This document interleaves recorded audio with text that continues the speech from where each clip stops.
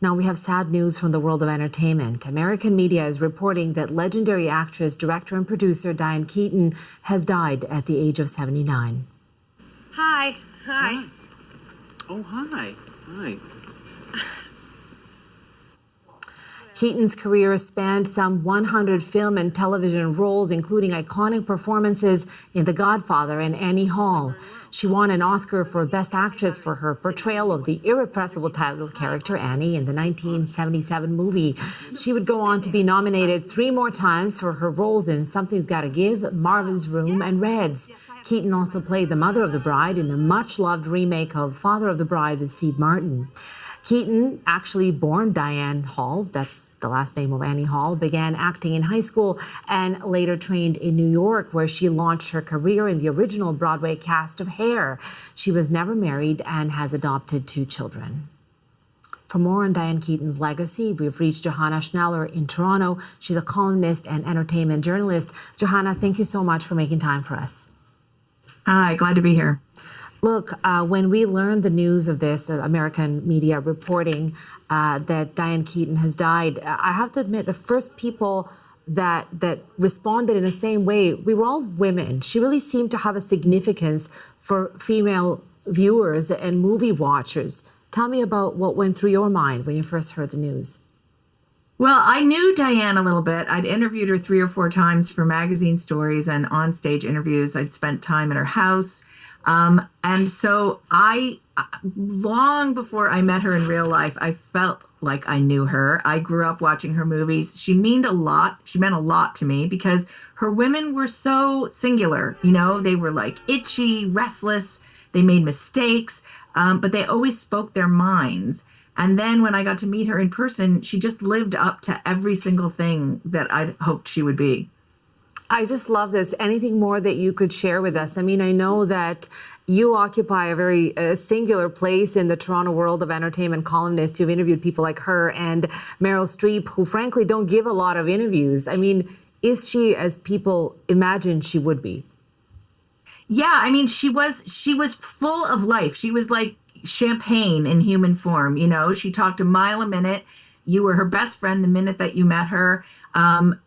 Whenever I did a magazine story about her, everybody would call me back to tell me how much they loved her. That never happened. And she just was like she was so effervescent. She was so delightful to spend time with. She asked as many questions as you asked of her. And she just was never a sort of she was always kind of unvarnished. She just looked like herself. She acted like herself. Her homes were warm and full of life. She used to string a clothesline across her kitchens, and she would clip up the art of her 2 children. She had, hilarious stories about her co-stars. She once told me a great story about when she was dating Warren Beatty. She was terrified of flying. He once drove her to the airport. She was flying to New York from LA. To her surprise, he walked her to the gate, and he actually got on the plane with her. He flew her the whole way to New York. He kissed her goodbye, turned around, and flew back to LA. And I think it's not just a testament to him. It's a testament to how lovable she was. People just loved her. I mean, it's interesting. You're bringing up that high-profile relationship, of course, also a high-profile relationship and a creative partnership with Woody Allen as well, but chose to never marry, very much chose to live life on her own terms, which is, of course, something that people see in so many of her characters. I have to ask you, so many iconic roles. At a time when we use that word probably too much, but it seems appropriate in this case. What's your favorite role of hers? It's hard to single out just one. I mean, I loved that her kind of foreplay was arguing with the men on screen. So, everything she did in Annie Hall, in Reds. There's a movie called Shoot the Moon that people don't talk about very often, but I think she's just exquisite in it. She made you fall in love with her because she was so herself. She never pretended to be anybody else.